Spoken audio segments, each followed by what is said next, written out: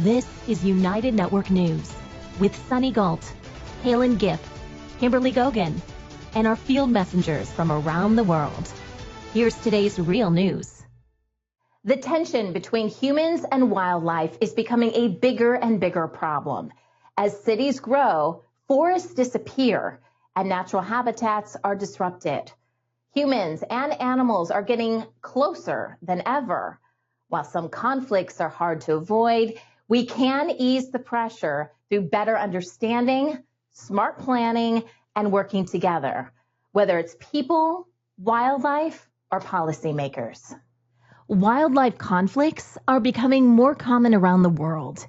These issues pop up in both developed and developing countries.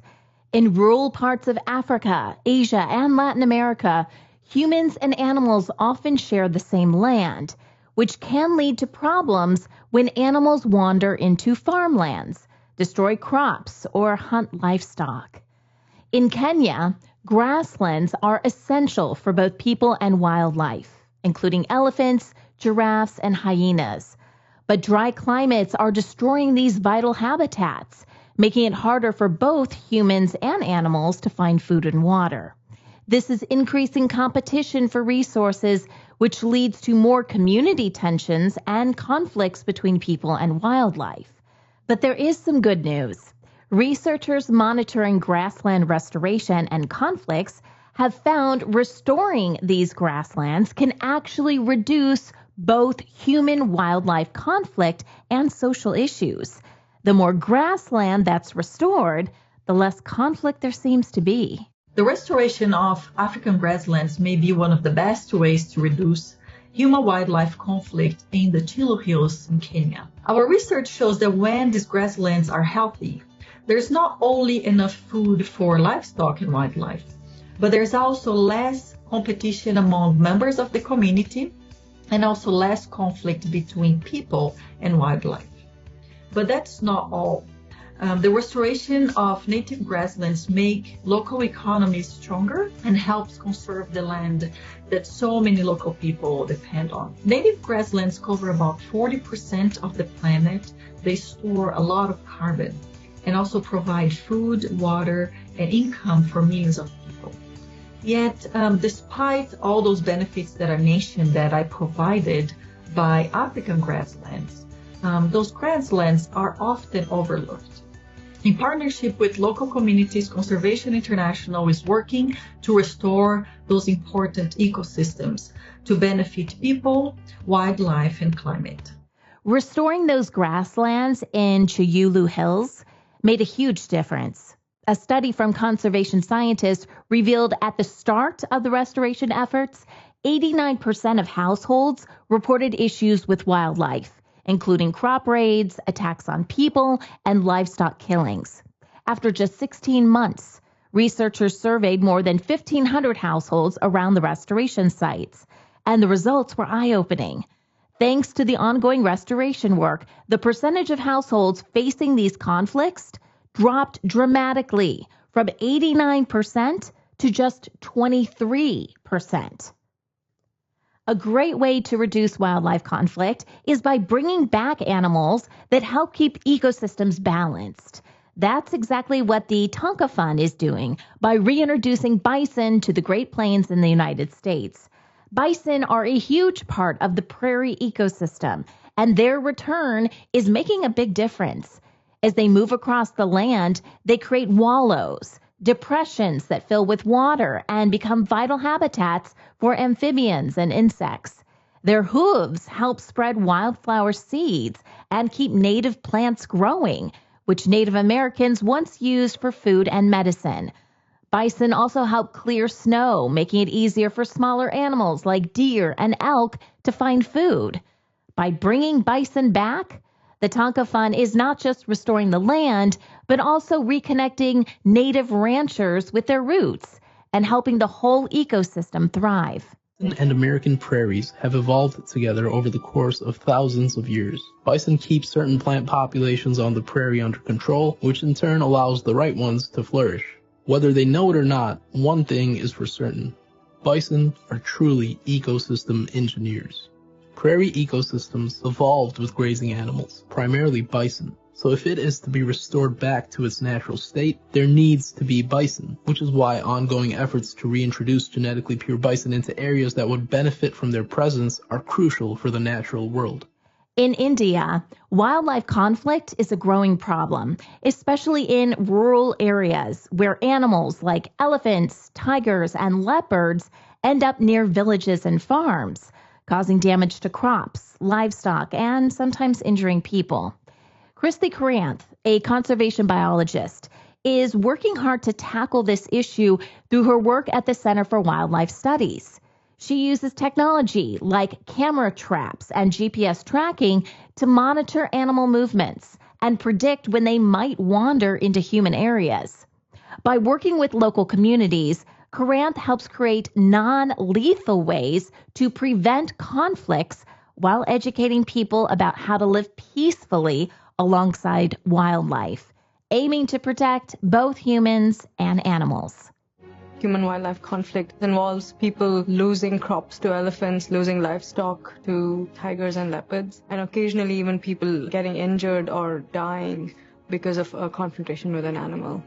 India has an average of about 100,000 reported incidents a year, which is higher than any country in the world. There used to be a lot of retaliation against animals. Where this project's actually made a difference is the Indian government should pay compensation, and what we've done is act as the bridge between people and the government to make sure they get paid for their losses.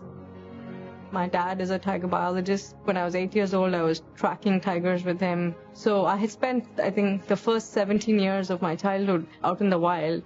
A lot of species are in trouble, but I'm always an optimist. I never give up.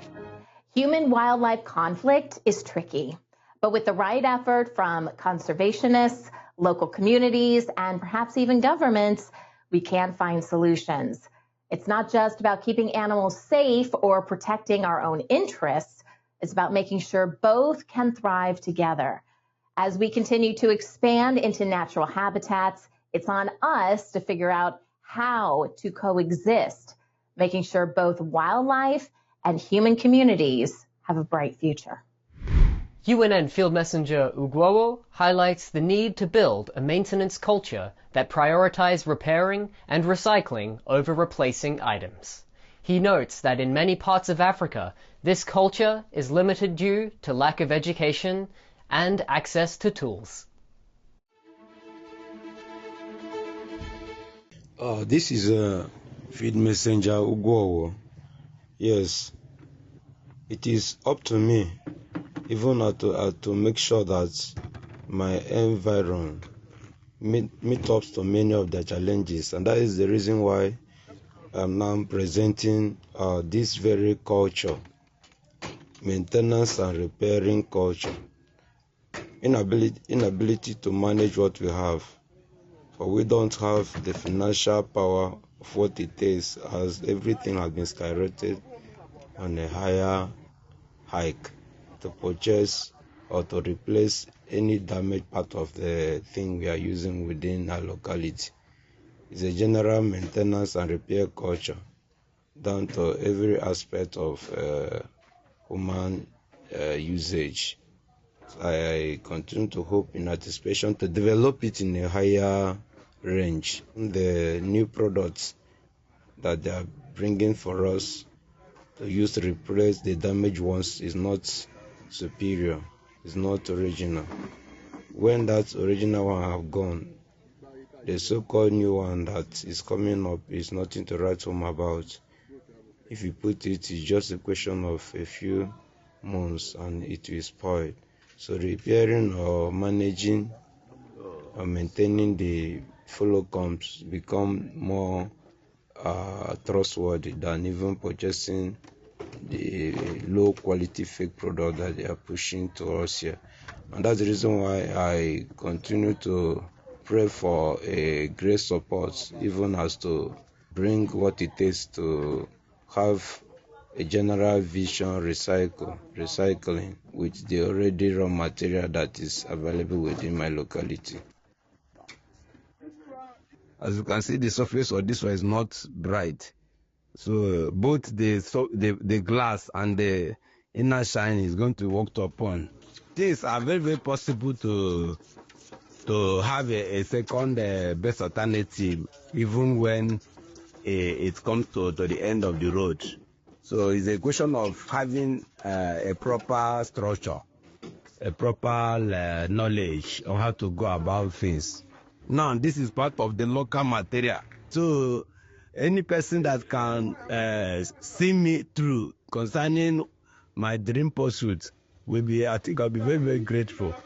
It is up to all of us, yes, to make sure that the new age that have come will bring it to the brightest dim light, for we are already in the age of light. So, in as much the light is concerned, it emanates a wisdom from God, and the wisdom brings intelligence, and intelligence gives birth to creativity. And that is the reason why I have come up with this vision. So, wishing it to continue to spread even to the local Africans that are still facing the same challenges. Thank you. At a local repair cafe in the Yarra Valley, Australia, amazing volunteers fix everything from appliances to clothing. UNN Field Messenger Karen shares her experience at the cafe.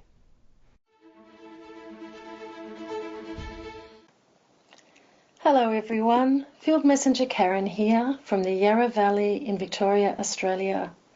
Recently my family attended our local repair cafe. This wonderful initiative was originally begun in the Netherlands by Martine Postma. She opened her first repair cafe in 2009.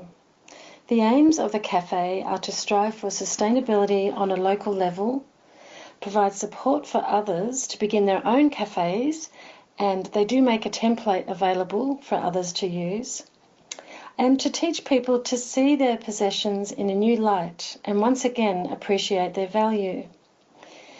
They also aim to show how fun and easy repairing things can be, and to pass on and teach valuable skills to the community. It was a wonderful experience where our community, many of them elders, passed on their skills, knowledge and great humour. We had a rare electrical appliance repaired and several items of clothing. We saw vacuum cleaners, computers, and even books and paintings being repaired. I was in awe and gratitude of the skills and generosity of the volunteers who gave so generously of their time. And there was plenty of cake, tea, music, and laughter. Overall, it was a very heartwarming and joyful couple of hours, and I learnt how to darn. Thank you and have a wonderful day. Hi everyone, this is Leanne. And I'm Jerry. Coming to you from Tamworth, New South Wales. Hi there, this is Rick from Arizona. My name is Uchechukwu Obenebam from Igbo tribe, Nigeria. Hi, this is Scott from Utah. I'm Annette from Agassiz, British Columbia. Hi, I'm Marcus Surzet from Manipur State, India. Real people reporting real stories from all around the world. That's what United Network News is all about. Can you clap? We had a huge flood, which some call the flood of the century. No fake news here. Our field messengers share personal experiences of what's really happening in their community. We got some nice fish right here. At UNN, you are the news. My family and I had a very good time. Take the next step. Become a UNN field messenger and share the real news with the world. In the Northwest Province of South Africa, I am United Network News. I am United Network News. I am United Network News. I am United Network News, and if it's going to be, it's up to me. It's going to be, it's up to me. If it is going to be, it's up to me. If it's going to be, it's up to me. If it's going to be, it's up to us. Field Messages, United Network News. See you next time. Step into a world of possibilities with New Earth, a groundbreaking series that shines light on holistic ways to live, work, and thrive.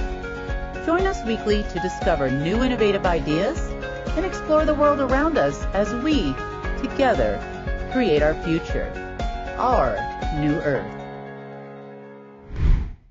The digital age has brought us smartphones, social media, and even video calls with grandkids. But for many seniors, keeping up with all this technology can feel like trying to learn a new language overnight. So the big question is, how can older generations stay connected and embrace technology in today's fast-paced world? That's where digital literacy comes in. It's all about using technology to find, share, and create information. And for seniors, it can truly be a game changer. It helps them stay connected with loved ones, manage finances, access healthcare, and stay in the loop with what's happening in the world. Technology isn't just convenient, it's proven to improve quality of life. A 2023 study published in the Journal of the American Geriatric Society shows regular internet use can boost memory and cognitive function, even lowering the risk of dementia. It also bridges the gap of isolation, making it easier for seniors to stay in touch and maintain their independence. On top of that, health tools like remote sensors and apps simplify managing conditions, while telehealth removes barriers to care. And let's not forget the fun, whether it's online hobbies, virtual reality experiences, or entertainment, technology keeps seniors engaged and mentally sharp. Digital exclusion is a real challenge for many senior citizens. Imagine trying to navigate a world that's increasingly online while feeling left behind. It's not just about technology, it's about connection. Many seniors miss out on vital information, social interactions, and even essential services. We can bridge this gap by offering simple patient guidance. Teaching them how to use smartphones or tablets can open up a world of video calls with family, online shopping, and access to health resources. Let's not forget the power of community. Organizing workshops or one-on-one sessions can make a huge difference. It's about building confidence, not just skills. When we empower seniors to embrace technology, we're not just helping them adapt. We're enriching their lives and ensuring they stay connected in this digital age. Promoting digital inclusion starts with making devices and internet plans more affordable so everyone can stay connected without breaking the bank. It's also about creating digital literacy programs specifically designed to meet the needs of seniors, making technology easier and more approachable. To make it happen, teaming up with senior centers, libraries, and community organizations is key to bringing these programs directly to the people who need them most. Technology mentorship programs are an awesome way to bring generations together. They match younger people with seniors to help them learn how to use phones, computers, and other gadgets. Take teen years, for example. Teens and young adults team up with older adults to help them feel more confident and independent with technology. Alexa, open solitaire. What's she saying? Older people think younger people are arrogant. They all want to be a Kardashian. Young people think that older people are no fun, not exciting. Teen years connects younger generations with older generations. The main service we provide is not tech support. It is human connection. Older adults. We're just feeling disconnected from the world because more has changed in the last 10 years than in the previous 70. Kids, much like seniors, are often underestimated. And in this work, they immediately go from being the most underestimated person to the most valued person in the room. I've seen the difference it's made, and it's been pretty beautiful. Navigating the digital world can feel like a challenge, especially for seniors who didn't grow up with smartphones, social media, or streaming services. But the good news is, with a little patience and support, it's totally doable. Friends and family can be amazing teachers. They make great guides through all the technology shortcuts and apps you might need. Start small, like learning how to send a text or make a video call, and build from there. Practicing regularly is super helpful, and remember, it's never too late to learn something new. Here's some more tips on how to help seniors adjust to today's technology. Tip number 1, have a plan. You need to have a plan or you will go in circles and the seniors will get very confused. Come up with a list and go in order. This way, the senior can learn in an organized manner and be able to replicate the skills without your help. Tip number 2, repeat things. Don't be surprised if the senior asks for you to repeat certain instructions. This will help them remember the topic or skill later on. Repeat things at least 3 times before moving on. Hearing you say the same thing over and over again will get it stuck in their heads, making it hard to forget. Tip number 3, don't teach so much at one time. It will take time for the seniors to fully understand the topics. They need practice and time to get used to these new skills. Only teach 1 to 2 topics each time you meet to ensure that the seniors aren't overwhelmed. Tip number 4, don't get frustrated. Remember that you were born into this technological world, not them. This is a second language to them. They don't know how to do these things naturally. The worst thing you can do is get frustrated and give up on them. Stay committed and excited to be teaching them. Tip number 5, be patient. This is probably the most important skill, and it takes some time to get used to. You need to speak very slowly and don't move on until the senior fully understands the topic. This way, there is no buildup of confusion, but instead clarification. Older people deserve the chance to build their media and digital skills at their own pace. Programs and communities can easily be created to help them create, share, and understand information while supporting free expression and media freedom. In the United States, programs like the Federal Communications Commission's Lifeline can make internet access more affordable, while the European Union focuses on digital inclusion with accessible training for older adults. In today's digital world, older people should feel confident in evaluating, using, and contributing to media content. From star-shaped citadels to majestic cathedrals, this Romanian city is overflowing with history and sights to explore. UNN Field Messenger Monica shares the rich history of this remarkable city. Hello from Romania. I am Monica, Field Messenger, reporting for UNN. Alba Iulia, one of the most beautiful and interesting cities in Romania, is particularly rich in historical, cultural, and tourist attractions. There is no other city that better emphasizes the ideals of unity and identity of the Romanians throughout the ages. The history of Alba Iulia, also known as the City of Union, calls for respect, consideration, and remembrance of the people and their deeds that forged and maintained the Romanian nation and state.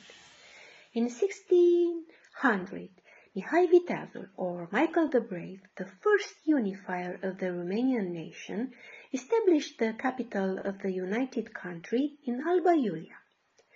300 years after this first union, the Great Unification in Alba Iulia on December 1st, 1918, represents the fulfillment of the Romanian ideal of living in freedom forever in a single unified national state.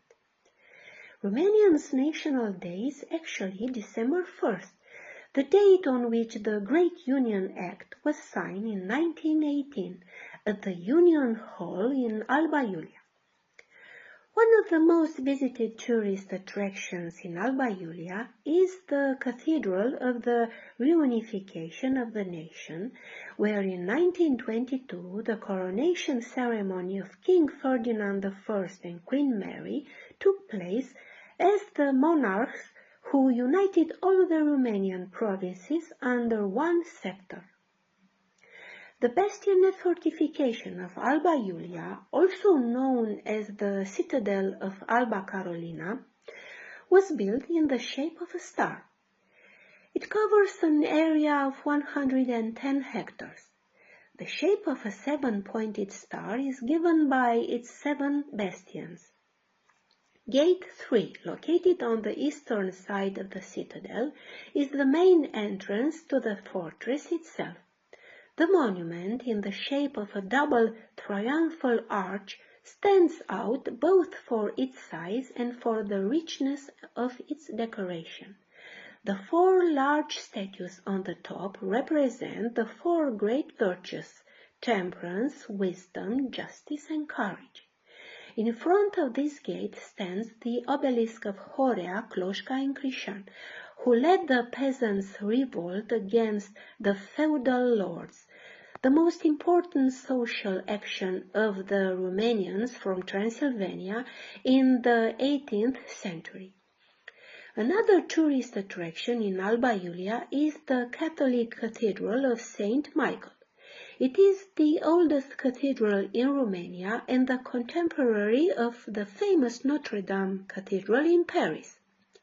Inside the cathedral, you can admire a 150-year-old organ made of 2,209 pipes which still works. The changing of the guard at the fortress is a moment that is enjoyed by locals and visitors alike, as it recreates the atmosphere of days gone by. Thank you for listening. Bye. Art and nature have always shared a deep connection, inspiring one another in countless ways. Land art takes this relationship to a new level by transforming natural landscapes into creative masterpieces, far removed from the constraints of galleries or museums. It's more than just making art outdoors. It's about rethinking what art means when it's free from walls, labels, or even a price tag. Land art blends creativity with nature, ensuring the environment stays unharmed. It encourages people to reflect on their connection with nature. However, these artworks are often fragile, changing or disappearing over time due to natural forces. Some are even designed to be temporary. Photography is key to preserving these works, as many are in remote, hard-to-reach locations. For example, Smithson's Spiral Jetty sits along the Great Salt Lake in Utah. Walter de Maria's The Lightning Field is in New Mexico's high desert, and Nancy Holt's Up and Under can be found in a sand quarry in Finland. We tend to think of art as primarily belonging to the indoor realm, to museums, galleries, to our homes and places we congregate. Sure, there are murals and sculptures here and there, but even when art is outside, it's still framed, bolted to a pedestal or concrete slab, perched next to a fancy building, or nestled within a manicured sculpture park, drafting off the reputation of the institution to which it's tethered. This framing helps divide these objects from the other, lesser objects that surround you, and tell you that what you're looking at is special, authentic, rare, and valuable. Beginning in the late 1960s, an increasing number of artists started questioning this kind of separation and framing of art, leaving the city and making stuff out in the world. Sometimes it involved putting new material out into the world, like Robert Smithson's temporary mirror displacements, and sometimes it entailed taking material away, like Michael Heiser's immense excisions from a Nevada mesa. Some of the projects were monumental and long-lasting, like James Turrell's ongoing Rodin Crater, and other times light and ephemeral, like Richard Long's A Line Made by Walking, where he walked back and forth across a meadow, drawing in his way a line of flattened grass. People started to call these things earth art, earthworks, environmental art, or land art, catch-all terms for a wide range of activities that were not an organized movement, but were certainly a noticeable tendency. Creating land art and spending time in nature can be incredibly therapeutic. Research published in 2025 in the Frontiers in Psychology journal shows nature-based art therapy helps with mental health, stress relief, cognitive growth, social connections, self-discovery, trauma, grief, creative expression, and even environmental awareness. It supports both direct and indirect ways to connect with nature, yourself, and others through sensory activities, creativity, and reflection. The best part is these nature experiences are super accessible and can be done through simple, hands-on, or reflective activities. If you're feeling a little ungrounded lately, here's an art activity for you. Go immerse yourself in the forest, really take in the environment, and start to look around for any organic materials that are laying on the ground. Start gathering them. It may be pine cones or cedars, stones or twigs. Get them all into little piles and find a clearing in the forest where you can start to build yourself an earth mandala. To build the mandala, place the object starting in the center in any direction or pattern that you like and work your way outwards.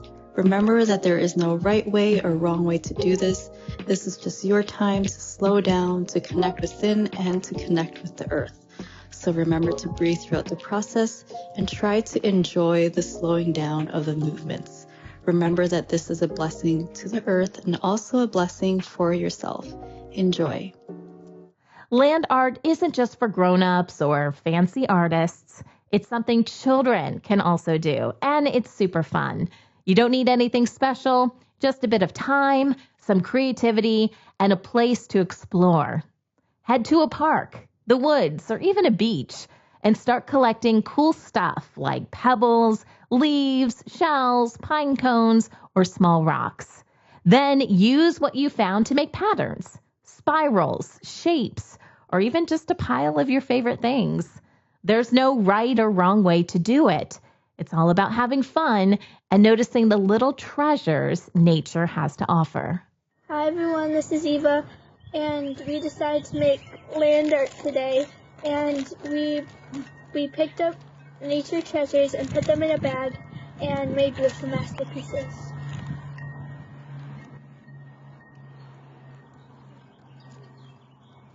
Thanks.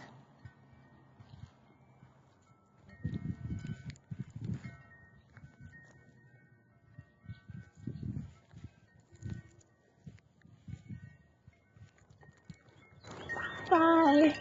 Thank you for joining us. Land art reminds us to slow down and really see the beauty in nature. It's a simple yet powerful way to connect us with the world around us and spark creativity.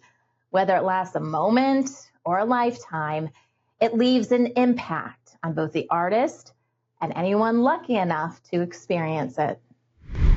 UNN is changing the face of news. Join us for our weekly Field Messenger meetings and learn how you can make a difference. Visit unitednetwork.earth for more information. Thanks for watching.